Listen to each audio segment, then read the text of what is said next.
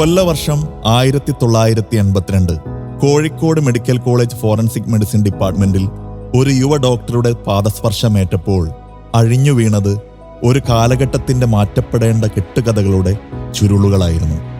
ഭയപ്പാടോടെയും അകൽച്ചയോടെയും മാത്രം നോക്കിക്കണ്ടിരുന്ന ഫോറൻസിക് മെഡിസിനിലെ ബിരുദാനന്തര ബിരുദത്തിന്റെ വെല്ലുവിളികളെക്കുറിച്ച് ഡോക്ടർ അറിഞ്ഞു തുടങ്ങിയ നിമിഷങ്ങൾ.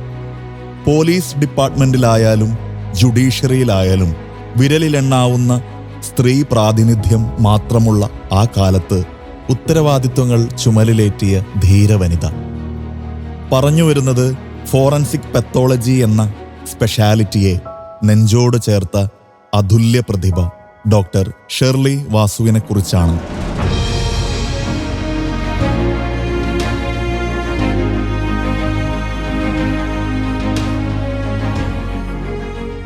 ഇടുക്കി ജില്ല അതിൻ്റെ മനോഹാരിത ആവോളം കനിഞ്ഞരുളിയ തൊടുപുഴയുടെ മണ്ണിൽ 1956 മെയ് 31 കോടതി ജീവനക്കാരായിരുന്ന വാസുവിൻ്റെയും സരസ്വതിയുടെയും മൂത്ത മകളായി ജനനം. SBI chief manager Maxwell, Upalokayukta judge Shircy, അകാലത്തിൽ മരണപ്പെട്ട റിട്ടയർഡ് ജില്ലാ ജഡ്ജി കൂടിയായിരുന്ന ഇളയ അനുജത്തി ഷൈനി എന്നിവർ ഉൾപ്പെട്ട സന്തുഷ്ട കുടുംബം. തൊടുപുഴ ഡീപോൾ ഹൈസ്കൂളിൽ നിന്നും ജില്ലയിലെ 1ാം റാങ്കുകാരിയായി SSLC പാസ്സായ ഷെർലി വാസു ഇടുക്കിയുടെ അഭിമാന താരമായി മാറി.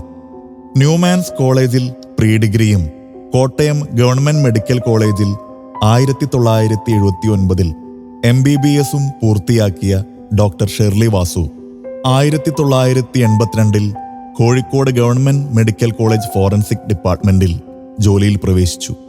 പിന്നീട് 2016 വരെ നീണ്ട 34 വർഷങ്ങൾ മെഡിക്കൽ എഡ്യൂക്കേഷൻ സർവീസിൽ സേവനമനുഷ്ഠിച്ചതിൽ 14 വർഷത്തോളം കോഴിക്കോടും തൃശൂരും മെഡിക്കൽ കോളേജുകളിൽ ഫോറൻസിക് മെഡിസിൻ മേധാവിയായിരുന്നു.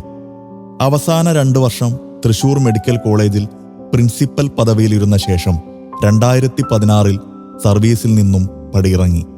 അങ്ങനെ ഒരു 7 to 8 years I could work with Shirley Madam and I could understand മാഡത്തിന്റെ നോളജും എക്സ്പീരിയൻസും ഒക്കെ നമുക്ക് അതൊരു വലിയൊരു ബ്ലെസ്സിങ് ആയിരുന്നു. ഓരോ കേസിലും മാഡത്തിന്റെ ലൈൻ ഓഫ് അപ്രോച്ച് ഒക്കെ നമ്മൾ കാണുന്ന ഒരു ഡിഫറെന്റ് ആയിട്ടാണ് നമ്മൾ കുറേയൊക്കെ നമുക്ക് ബെനിഫിഷ്യലായി മാറിയത്.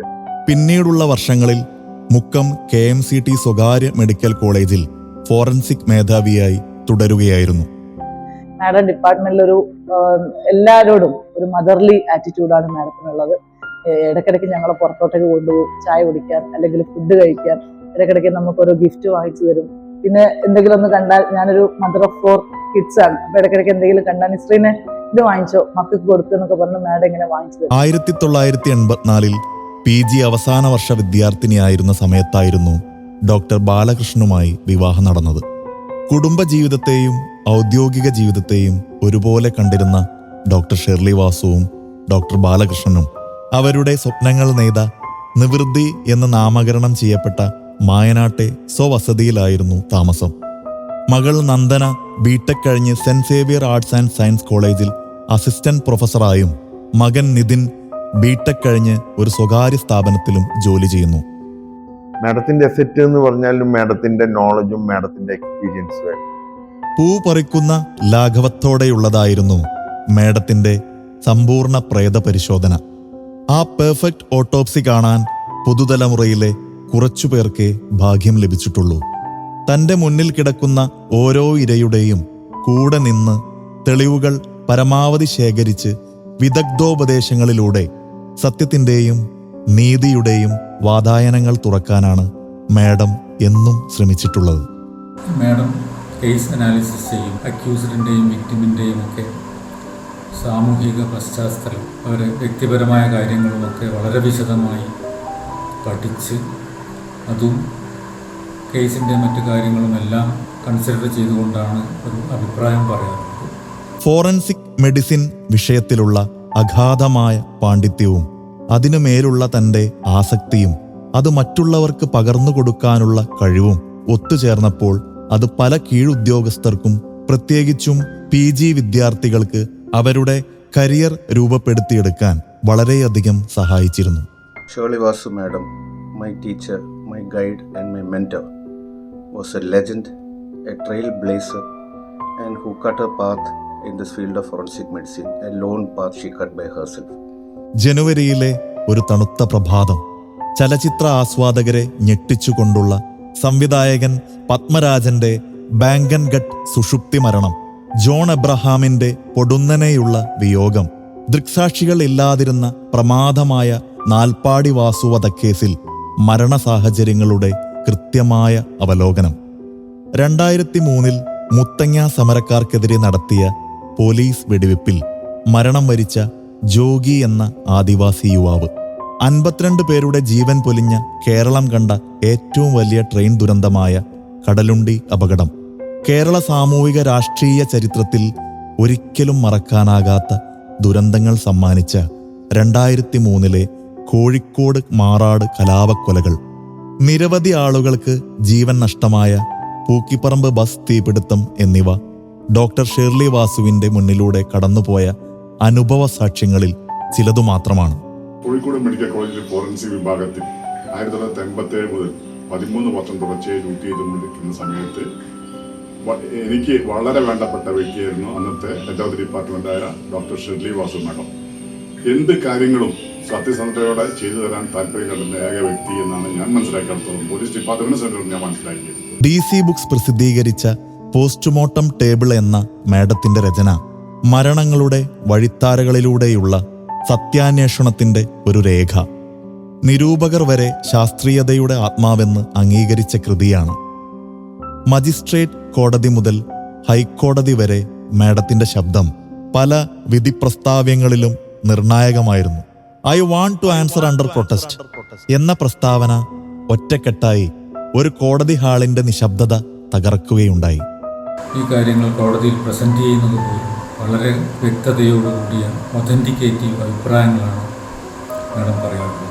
She taught us that the beauty of the subject of forensic medicine is that you could be a part of a process in which justice was being delivered.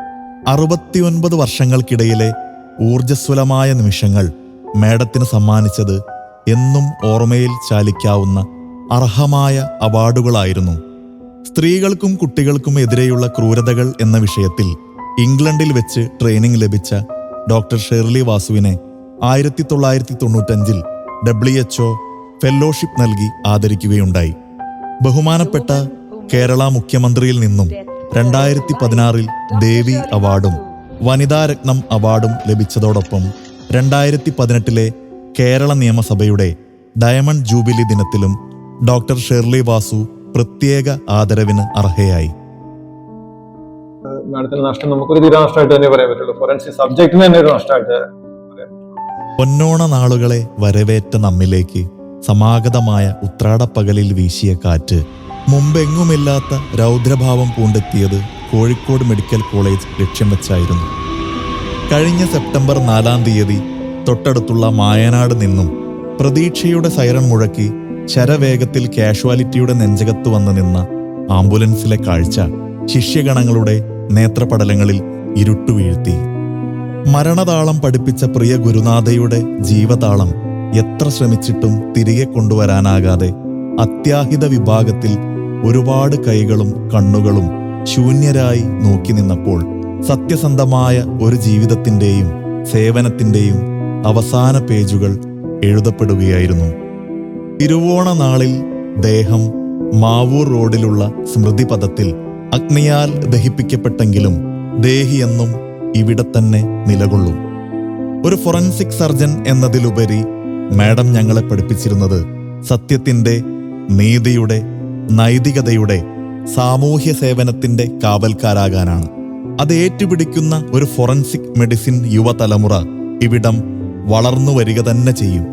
ഏതൊരു കുത്തൊഴുക്കിലും ഒലിച്ചു പോകാതെ, ഏതൊരു കൊടുങ്കാറ്റിലും കടപുഴകാതെ, നിശബ്ദ നീതിയുടെ ശബ്ദങ്ങളായി ഞങ്ങളിലെന്നും അണയാത്ത മാർഗദീപമായി ജ്വലിച്ചു നിൽക്കുന്ന ഡോക്ടർ ഷെർലി വാസുവിന്റെ ആത്മാവിന് നിത്യശാന്തി നേർന്നുകൊണ്ട് ടീം ഫോറൻസിക് മെഡിസിൻ കോഴിക്കോട്.